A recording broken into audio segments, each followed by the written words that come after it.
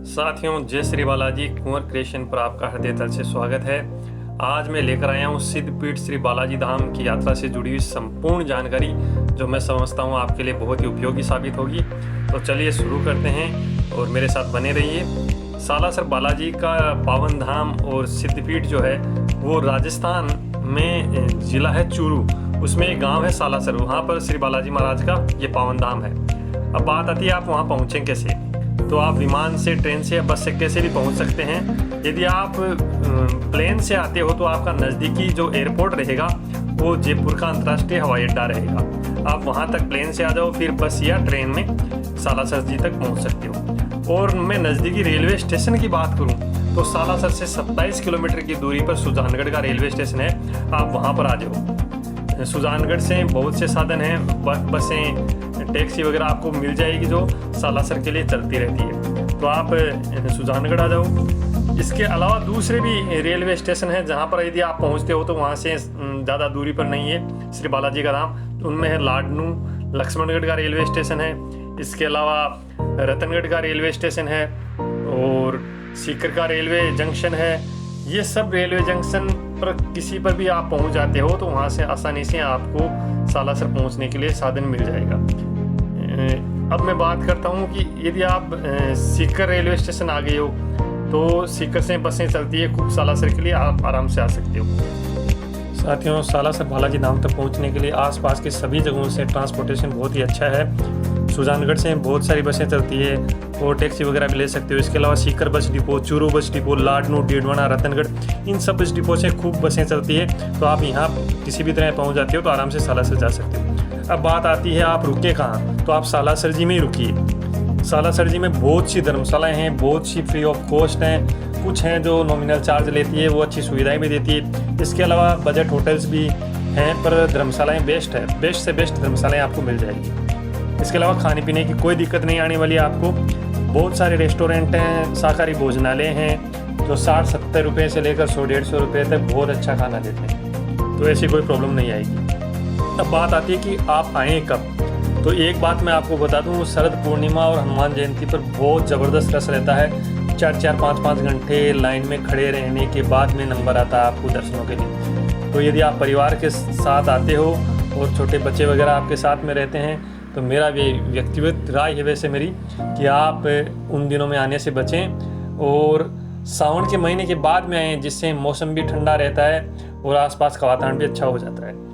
तो उसके बाद में आप सबसे पहले बालाजी महाराज के दर्शन करें, उसके बाद में श्री मोहनदास जी की समाधि स्थल पर जाएं, वहाँ उनको नमन करें। उसके बाद में मंदिर परिसर से बाहर निकलते ही 1.5 किलोमीटर की दूरी पर श्री अंजनी माता जी का मंदिर है, आप अंजनी माता जी के दर्शन करें।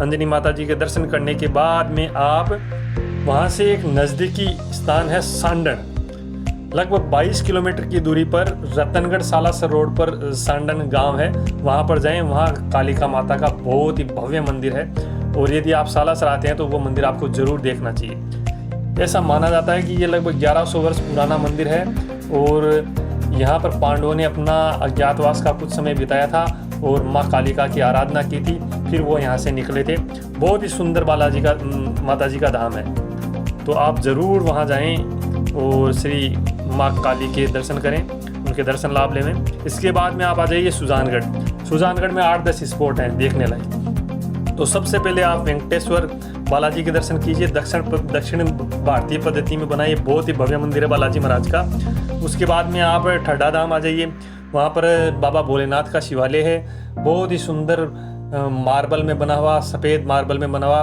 बाबा भोलेनाथ का दिव्य महाकालेश्वर धाम है ये। और यहाँ आकर आपको एक बहुत अच्छी अनुभूति होगी, बहुत शांत वातावरण है। तो आप 7-8 किलोमीटर की दूरी पर ही है सुजानगढ़ में, तो ठड्डा धाम आ जाइए। ठड्डा धाम के बाद में लगभग 15-16 किलोमीटर की दूरी पर एक गांव है गोपालपुरा। आप सुजानगढ़ से गोपालपुरा के लिए निकल जाइए। गोपालपुरा में श्री डूंगर बालाजी धाम है, जो पहाड़ी पर अवस्थित है बालाजी का मंदिर, और उस पहाड़ी का नाम है द्रोणगिरी पर्वत। और द्रोणगिरी पर्वत इसको इसलिए बोलते हैं कि यहाँ पर आचार्य द्रोण ने तपस्या की थी।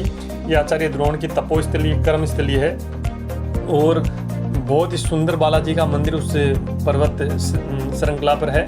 तो आप यहाँ ज़रूर आएँ। बहुत ही अच्छा बालाजी का धाम है और कई चीज़ें हैं यहाँ पर। आपको अश्वत्थामा की गुफा भी देखने को मिलेगी और लोगों की मान्यताएं हैं कि अश्वत्थामा अभी भी वहाँ पे देखे जाते हैं, तो आप ज़रूर देखें। इसके बाद में आप 7-8 किलोमीटर की दूरी पर ही है पाबोलाव बालाजी धाम, तो आप सुजानगढ़ में पाबोलाव बालाजी धाम चले आइए।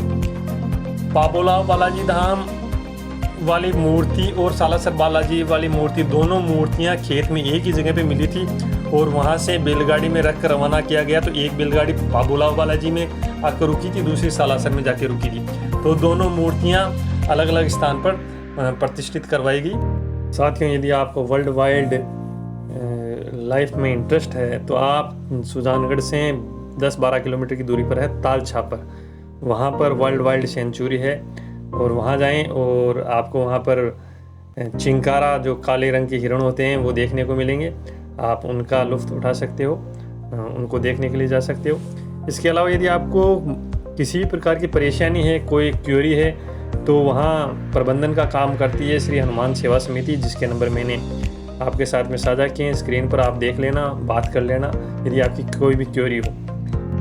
कि वर्तमान में राज्य सरकार ने कोविड के बढ़ते हुए केसों को देखते हुए मेले वगैरह का आयोजन तो बंद कर दिया है बिल्कुल ही, और दर्शनों के लिए भी टोकन सिस्टम रखा है जिसकी ऑनलाइन बुकिंग होती है, जिसके स्क्रीनशॉट मैं आपके साथ में साझा कर रहा हूं। और दर्शन के लिए भी 72 आवर बिफोर आपकी कोविड की रिपोर्ट होनी चाहिए। तो ये चीज़ें भी आपके ध्यान में होनी चाहिए कि दर्शन किस प्रकार से होंगे। ये सब चीज़ें मैं आपके साथ में स्क्रीनशॉट के ज़रिए साझा कर रहा हूँ। तो उम्मीद करता हूँ आपको मेरे द्वारा दी गई जानकारी अच्छी लगेगी, आपके काम आएगी।